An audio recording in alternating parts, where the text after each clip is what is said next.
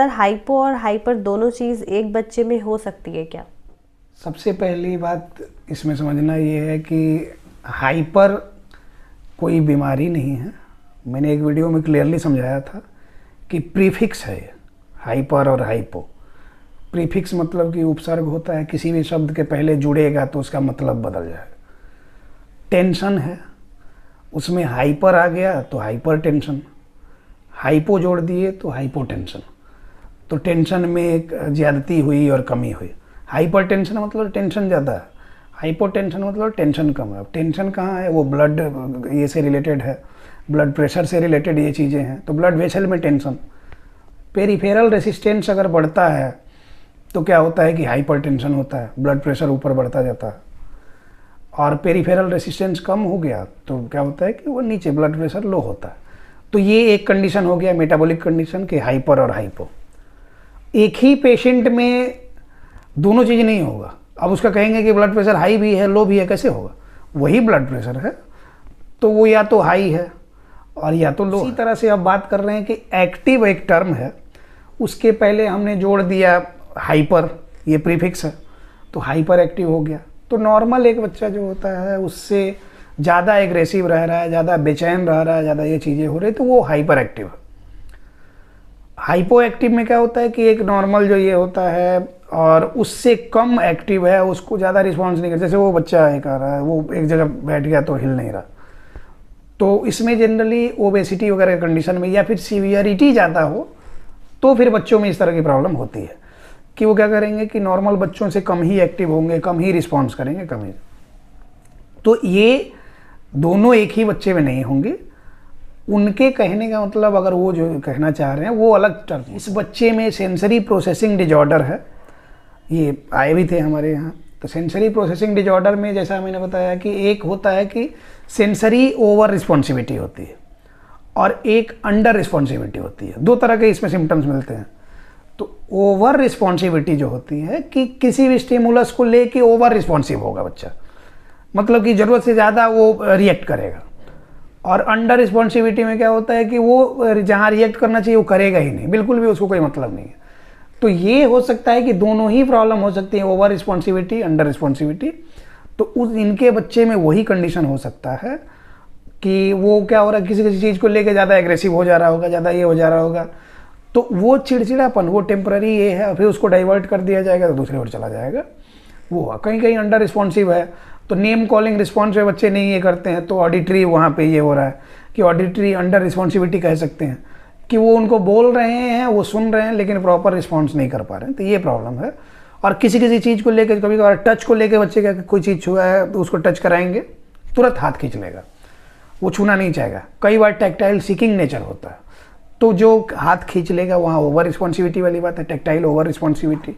और हर चीज़ को छूते चल रहा है, दाढ़ी में हाथ लगा रहा है, कपड़े पे हाथ लगा रहा है, कहीं भी टेक्सचर अलग अलग छूना चाह रहा है, ये कर रहा है। तो वो सारी प्रॉब्लम जो होती हैं वो अंडर रिस्पॉन्सिबिलिटी में आती है। तो इसलिए ये बच्चे में जो आपके प्रॉब्लम है सेंसरी प्रोसेसिंग डिजॉर्डर है, ऑटिस्टिक बच्चा है, उसके लिए प्रॉपर थेरेपी प्रोटोकॉल जो होते हैं वो चलेंगे तो फिर बच्चा आपका काफ़ी हद तक ठीक हो जाएगा। और उस बच्चे को देखो, ये उन लोग यहाँ आए थे लेकिन ये प्रॉब्लम यह होती है कि बोला जाता है कि घर जाके आप लोग को जो बताया गया वो उस पर काम करें और कुछ उसमें असिस्टेंट की ज़रूरत पड़ती है, कुछ आपको हेल्प की ज़रूरत पड़ती है, कुछ सपोर्ट की ज़रूरत पड़ती है, उसके लिए ऑनलाइन सेशन में जुड़े।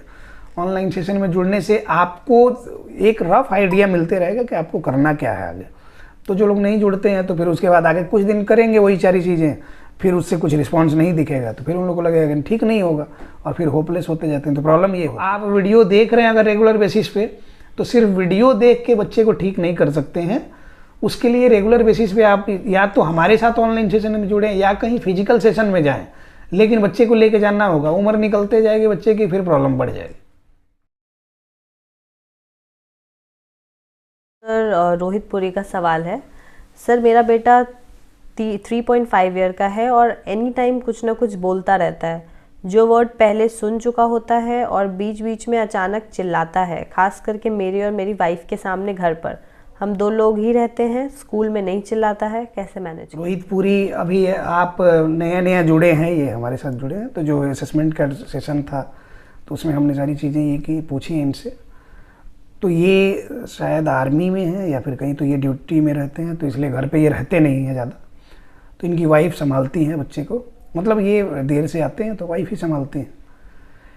आपके बच्चे में ADHD के सारे सिम्टम्स हैं और सेंसरी प्रोसेसिंग डिजॉर्डर भी है बच्चे को। और ये जो कह रहे हैं कि वो बार बार कुछ ना कुछ बोलते रहता है, अननेसेसरी बोलते ही रहता है, और कुछ स्पेसिफिक साउंड्स भी इसमें बच्चे पकड़ लेते हैं कि कुछ म्यूजिक की तरह ये करेंगे, या फिर एक पैटर्न पकड़ के उसी तरह वो बोलते रहेंगे। कई बारी सुनी हुई चीज़ें जैसे राइम्स वगैरह होती हैं, और टीवी वगैरह देख के बच्चा कार्टून वगैरह के करेगा, तो वो सारी चीज़ें भी बार बार बच्चे रिपीट करते रहते हैं। तो ये जो प्रॉब्लम होती है इसको वर्बल स्टिमिंग बोलते हैं, ठीक है, वर्बल स्टिमिंग है। और वही इकोलेलिया भी डेवलप करता है, क्योंकि हम लोग बार बार हम यही समझाते हैं कि बोलना इम्पॉर्टेंट नहीं है। हम लोग कितनी बार समझाएं, लेकिन पेरेंट्स अभी भी यही चीज़ें चाहते हैं। हर संडे में 10-15 पेशेंट नए आते हैं, उनका असेसमेंट होता है, उसमें से 50% का रेशियो ऐसा है कि उनको सिर्फ बुलवाना है, बच्चे को समझ नहीं रहा लेकिन बुलवाना है। अभी लास्ट संडे का भी ये हुआ, असेसमेंट हुआ, तो उसमें 4-5 लोग ऐसे थे कि उनको समझाया गया कि ये प्रॉब्लम है, लेकिन उनको वो नहीं जानना है, उनके बच्चे को बुलवाना है। तो फिर उनका अपना डिसीजन है, उनको जो करना है। आज तक जो गलतियां करते आ रहे हैं फिर वही गलती करेंगे, तो ये प्रॉब्लम है। बच्चों को बोलने से ज़्यादा इम्पॉर्टेंट होता है उनका समझना, और ये इससे भी ज़्यादा इम्पॉर्टेंट है कि आपका समझना। आप समझते नहीं हैं तो प्रॉब्लम ये होती है कि फिर आप बस वो बोलना है तो कुछ भी बुलवाते रहते हैं, ज़बरदस्ती बुलवाएंगे। ज़बरदस्ती बुलवाने से क्या होता है कि बच्चा इरिटेट होके और वही बातें रिपीट करना शुरू करता है। ये होता है इकोलेलिया। तो इनके बच्चे में दोनों प्रॉब्लम है, वर्बल स्टिमिंग तो है ही है, इकोलेलिया भी है। रही बात कि वो इन लोगों से संभलता नहीं है, ऑटिस्टिक बच्चा होता तो फिर भी ये हो सकता है कि ये वो हाइपर है और वो इन लोग पकड़ के बैठाएंगे तो इनको नोचना काटना और मारना शुरू कर देंगे, मैंने देखा ये में। तो ये प्रॉब्लम आपके बच्चे के साथ में है। ओवर केयर्ड, ओवर पैम्पर्ड बच्चा है वो, उतना करना नहीं चाहिए, कभी भी नहीं करना चाहिए। हम बार बार समझाते हैं कि बच्चों को ओवर केयरिंग ज़रूरी है नहीं, पजेसिव नहीं होना होता है बच्चों को लेकर। और यहाँ हर किसी को ये लगता है कि अगर वो नहीं ये करेंगे, अगर इनका बस चले 10-12 हाथ हो तो बस वो उसके पैर के नीचे लगा के चलें कि पैर ज़मीन पे रखे ना। ये प्रॉब्लम है अभी के पेरेंट्स की। तो ऐसा नहीं करना है। और जो हर डिमांड उसकी आप लोग पूरी करते हैं, तो डिमांड पूरी नहीं कीजिए। बच्चों की नीड्स पूरी होनी चाहिए, डिमांड्स नहीं। डिमांड में वो कुछ भी डिमांड कर लेंगे, अगर पूरा होते जाएगा तो वो डोमिनेट करते जाएंगे, और डोमिनेटिंग नेचर है। और इसमें क्या होता है ना कि इसमें स्प्लिट पर्सनैलिटी वाली प्रॉब्लम, एक behavioural disorder split personality disorder develop करना शुरू करेगा। पेरेंट्स के साथ में है तो जानता है कि कुछ भी करेंगे तो इन लोग तो मनाने लगेंगे और उसको लेके दुलार प्यार कर लेंगे, जो मांगेगा वो दे देंगे। तो इसलिए वहाँ पे बिहेवियरल टेंट्रम्स बच्चे शो करते हैं। बाहर में पता है कि अगर कुछ करेंगे तो डांट पड़ जाएगी, थप्पड़ लग जाएगा, इसलिए बाहर में दूसरे किसी के साथ में, किसी स्ट्रेंजर के साथ में वो एकदम नॉर्मल बिहेव करेगा। वो बच्चा समझ रहा है सब चीज़ें, लेकिन घर में वो बदमाशी कर रहा है। तो एक तो ओवर केयरिंग जो कर रहे हैं, अब से सुधरना है। पेरेंटिंग के मिस्टेक सिर्फ ये नहीं कि समय आप नहीं दे पा रहे हैं, पेरेंटिंग का मिस्टेक ये कि आप पैसे से उसको सारी खुशी देना चाह रहे हैं, वो चीज़ें हैं नहीं, ये भी पेरेंटिंग का मिस्टेक है। तो उसको कम करना है। और उसके अलावा बच्चे की जो न्यूरो डेवलपमेंट थेरेपी चलेगी, जो थेरेपी प्रोटोकॉल्स हैं, उन लोग ऑनलाइन सेशन में हमारे साथ रेगुलर बेसिस पे जुड़े हैं। तो जो चीज़ें उसमें बताई जाएंगी उस पर आप ऑनेस्टली काम करेंगे, और साथ साथ में घर के माहौल को सुधारेंगे। घर में ज़्यादा लोग नहीं है, कोई प्रॉब्लम नहीं है, थोड़ा सोशल इंटरेक्शन उसका इम्प्रूव कराएंगे, बाहर लेके जाएंगे। और इसके अलावा उसको घर पे जितनी सारी चीज़ें हैं 4-5 घंटे समय दे के, और वो न्यूरो डेवलपमेंट थेरेपी में जो चीज़ें बताई जाती हैं ये करेंगे, तो फिर उनका बच्चा 6-7 महीने में वो मेन स्ट्रीम से जुड़ जाएगा और वो काफ़ी हद तक समझदार है। इस तरह के बच्चे जिनमें भी ADHD टाइप सिम्टम्स होते हैं ना, वो शार्प माइंडेड होते हैं, लेकिन वो डोमिनेटिंग नेचर के होते हैं। मेजर डिफरेंस यही होता है कि ऑटिज्म वाले बच्चे, उनमें सेंसरी इश्यूज ज़्यादा होते हैं, ADHD वाले बच्चों में बिहेवियरल इश्यूज ज़्यादा होते हैं। तो इनका बच्चा काफ़ी हद तक बिहेवियरल डिजॉर्डर का ये है, और इसलिए उसको थोड़ा सा उसको स्ट्रिक्टली डील करना होता है। ऑटिज्म वाले बच्चों को समझ के ये करना होता है, इन बच्चों को थोड़ा स्ट्रिक्टली, मतलब नेचर डिप्लोमेटिक होना चाहिए। कहीं प्यार कर दिया, कहीं हावी भी हो गए, तो उसके समझ में आएगा कि बदमाशी ज़्यादा करनी नहीं चाहिए। तो बस इन सब बातों को आप फॉलो करेंगे तो आप अपने बच्चे को अच्छे से मैनेज कर सकते हैं। इसी में एक सवाल मेरी तरफ से, सर हाइपर एक्टिव बच्चा जो होता है और एक रेस्टलेसनेस जो किसी बच्चे में अगर होती है, तो इन दोनों में डिफरेंस क्या हो गया, हाइपर एक्टिव एंड रेस्टलेसनेस में? हाइपर एक्टिविटी जैसा मैंने बताया कि एक नॉर्मल एक्टिविटी है बच्चे की, उससे एक्सेस अगर जा रहा है तो वो हाइपर एक्टिविटी होती है। और कई बारी क्या होता है कि ये हाइपर एक्टिविटी जो टर्म है, सिटिंग इंटॉलरेंस और रेस्टलेसनेस, ऑटिस्टिक बच्चों में सबसे ज़्यादा सिटिंग इंटॉलरेंस और रेस्टलेसनेस मिलती है, जिसको कि हमेशा hyper activity, parents hyper activity समझते हैं। और यही कन्फ्यूजन होता है, उनको लगता है कि हाइपर एक्टिव बच्चा है, उस पर वो काम करते हैं, जबकि वो क्या है कि उसके सेंसरी इश्यूज की वजह से वो प्रॉब्लम उसमें आ रही है कि वो रेस्टलेस है। और रेस्टलेसनेस अगर कहें तो हम यहाँ बैठे हुए हैं, शरीर यहाँ पे है, लेकिन दिमाग कहीं और चल रहा है, कुछ ऐसी चीज़ें सोच के परेशान है, तो लगेगा कि आदमी यहाँ है लेकिन वो एब्सेंट माइंड है, वहाँ प्रेजेंट नहीं है। शरीर से प्रेजेंट है, उसका दिमाग कहीं और नाच रहा है। तो जब दिमाग कहीं और नाचेगा तो वो उस सिचुएशन से रिलेट कर ही नहीं पाएगा। तो इसी चीज़ को, जैसे कि बॉडी अवेयरनेस की कमी की वजह से होता है, बच्चे का अपने आप का एग्जिस्टेंस क्या है कहीं पे उसको खुद नहीं पता है। वो वहाँ पे है तो उसको फोकस्ड रहना चाहिए, उसको कंसंट्रेटेड रहना चाहिए, तो वो नहीं हो पा रहा है। तो हम कुछ कह रहे हैं तो प्रॉपर आई कांटेक्ट नहीं कर पा रहा, वो ध्यान नहीं दे पा रहा, उसका कंसंट्रेशन लेवल काफ़ी कम है, इनअटेंटिव है। ये सारी प्रॉब्लम्स के साथ साथ क्या हो रहा है कि वो एक ही बार में कई सारी चीज़ें पकड़ेगा। एक एक्टिविटी में बैठाए हैं, वो छोड़ के दूसरा कुछ पकड़ लेगा, फिर तीसरा कुछ पकड़ लेगा, चौथा कुछ पकड़ लेगा। और ये सिर्फ इन बच्चों में नहीं, बहुत सारे बच्चों में स्पीच होती है, काफ़ी हद तक स्पीच तो बच्चों में होती है, कम्युनिकेशन भले ना हो, स्पीच होती है, कुछ लिख पढ़ भी लेते हैं। एक है दिल्ली से कि कहाँ से वो, उनका एक बार एग्जांपल मैंने दिया था कि आज से 6-7 महीने पहले वो लेडी जुड़ी हुई थी हमारे साथ में। उनको समझाया मैंने कि उसमें कि ABA थेरेपी की ज़रूरत नहीं है, सेंसरी प्रोसेसिंग डिजॉर्डर है, ऑटिज्म की तरफ जा रहा है ये बच्चा। तो उन्होंने फिर नहीं ये किया, फिर बाद में 6 महीने बाद आई प्रॉब्लम वैसी है। उनका कहना है कि सब तरह से ठीक है, सिर्फ बोलता नहीं है। हमने कहा कि नहीं, वो सब तरह से ठीक नहीं है, क्योंकि उसमें रेस्टलेसनेस है। और 1-2 दिन पहले की बात है, उसको जैसे कि बेडशीट फोल्ड किया, लोग पहली बार बेडशीट में फोल्ड किया, जिम बॉल के साथ कंप्रेशन किया, तो उसके बाद वो बता रही थी कि वो होने के बाद से पहली बार इतने दिन में सबसे अच्छे से वो सोया है। सोता था लेकिन बेचैन रहता था, लेकिन एकदम जैसे साउंड स्लीप जो होता है, तो वो करने के बाद से हुई। तो वो हाइपर एक्टिविटी नहीं है, वो बच्चा आराम से बैठ रहा है, वो जो कहा जा रहा है वो कर रहा है, लेकिन ज़्यादा देर तक नहीं।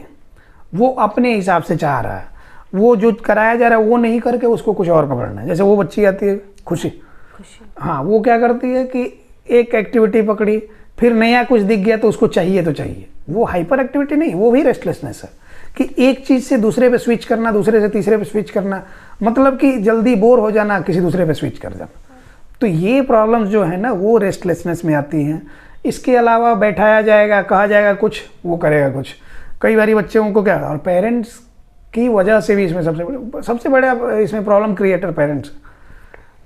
यहाँ पे बीड्स ला के छींट देंगे और बच्चा देख कहीं और रहा है, लेके ऐसे ऐसे ऐसे ऐसे लगाया जा रहा है। इनको लग रहा है कि बीड्स तो लगा लेता है, बीड्स वैसे लगवाना थोड़ी, उसको ध्यान दे के और तब प्रॉपर एक एक चीज़ दिखा के लगवाया जाता है, तो कंसंट्रेशन इंप्रूव होता है। खाना खिलाना मकसद नहीं होता है, वो अच्छे से खाए। फ़ोन दिखा रहे हैं और इधर खाना खिला रहे हैं, क्या खिलाया नहीं खिलाया उसको कुछ मतलब नहीं, पेट भरने तक का हम लोग का ये होता है। हम लोग का कॉन्सेप्ट ही उल्टा है। हम लोग को लगता है कि गर्दन तक भर दो खाना, हो गया, खाना हो गया। वैसा नहीं होता है।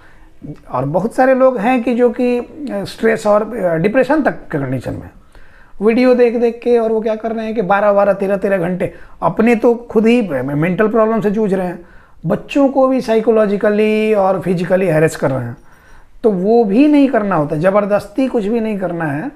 बच्चों को एकदम, एक तो पहले माहौल टेंस जब रहता है ना, तो उसमें कोई भी चीज़ होती नहीं है और थकान सबको हो जाए, लगेगा कि हम बहुत कुछ कर रहे हैं। ओवर थिंकिंग की प्रॉब्लम पेरेंट्स की, उसकी वजह से बच्चों को समझ नहीं पा रहे हैं, और बच्चों को समझ नहीं पा रहे, उनकी रेस्टलेसनेस को हाइपर एक्टिविटी समझ रहे हैं। पेरेंट्स को ये बात समझ में आ नहीं पाती कि कैसे इसको डील करें। उनको लगता है कि हाइपर एक्टिव है, कंट्रोल में नहीं आ रहा, और यही सब गलत टर्म सुन के और कुछ लोग गलत एक्सरसाइज के वीडियो देख के जंप वम्प करा दिया कि ये जंप करेगा तो थक जाएगा तो ये होगा, और इसकी वजह से प्रॉब्लम बढ़ जाती है। फिर पेरेंट्स के कंट्रोल से बाहर हो जाते हैं बच्चे, तो होपलेस होके फिर इधर उधर घूमते रहते हैं, कोई फ़ायदा नहीं होता। इसलिए पहले अपना दिमाग स्थिर करना ज़रूरी है, फिर तब जाके बच्चे के लिए काम करना ज़रूरी है। बच्चे पे प्रॉपर काम करने के लिए आपको क्या है कि सही डायरेक्शन में तो जाना ही होगा, तो उसके लिए किसी के प्रॉपर गाइडेंस की ज़रूरत तो पड़ेगी। वीडियो में कोई भी चीज़ें सिस्टमेटिक वे में नहीं होती। आपको कोई भी वीडियो में ऐसा नहीं बता सकता कि हाँ पहले ये करो, पहले वो करो, वो करो, वो करो। ये कोई सिलेबस का चीज़ नहीं है, ये कोई वो फिक्स रूल रेगुलेशन नहीं है। हर बच्चे में वेरी करेगा अलग अलग ये में। तो इसलिए इन सब बातों को समझें, और बच्चे में कोई भी प्रॉब्लम आ रही है इस तरह की, तो वीडियो देख के आप ये कर सकते हैं कि क्या क्या मिस्टेक्स नहीं करेंगे, तो थोड़ा रोक लेंगे तो वो प्रॉब्लम नहीं होगी। स्क्रीन टाइम कम करना, खान पान पे थोड़ा ध्यान देना, तो उससे प्रॉब्लम आगे बढ़ेगी नहीं। लेकिन जो प्रॉब्लम ऑलरेडी हो गई उसका सोल्यूशन भी तो करना है। तो आपने क्या किया कि प्रिकॉशनरी मेजर्स तो आपने ले लिए, लेकिन उसका अभी ये है कि थेराप्यूटिक अप्रोच कहाँ गया। तो थेराप्यूटिक अप्रोच के लिए आपको उसके लिए स्पेसिफिक ट्रीटमेंट में जाना होगा, नहीं तो फिर बच्चे की प्रॉब्लम बढ़ेगी, और समय निकलने के बाद क्या होगा कि फिर आपके हाथ में कुछ नहीं रहेगा।